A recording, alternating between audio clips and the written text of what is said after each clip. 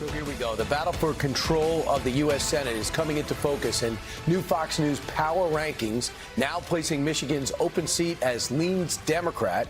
History is on the Democrat side. They have won every Michigan Senate race since 1996.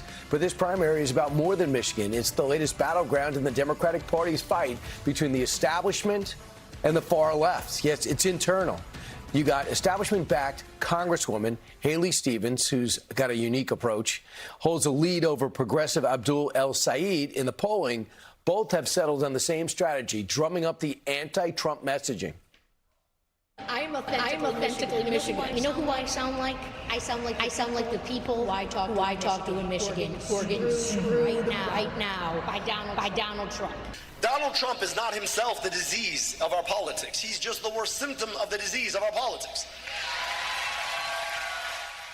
Joining me now is Michigan Republican Senate candidate Mike Rogers. And Mike Rogers, you'd be senator if you had just how much? 19,000 more votes.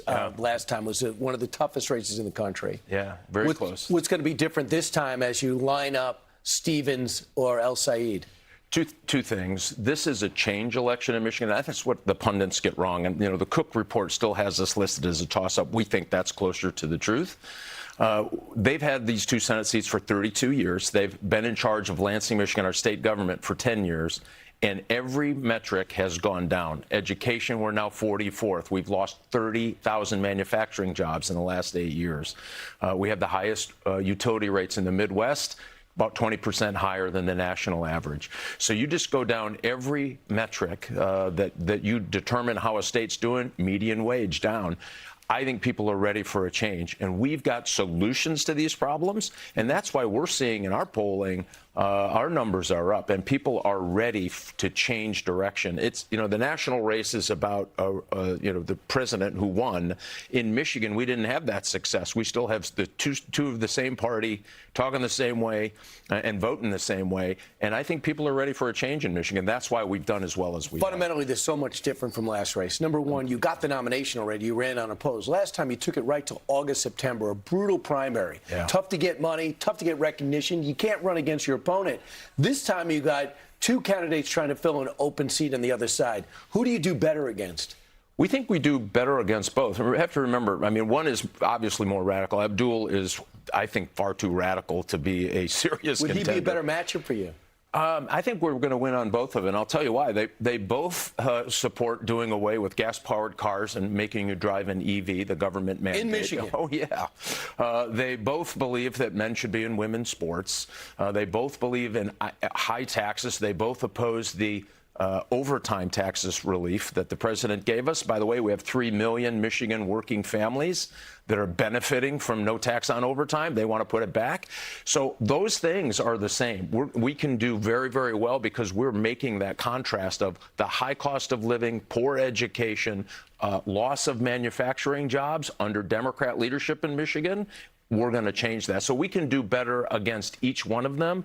Abdul presents just a different candidate because, I just don't think he likes America.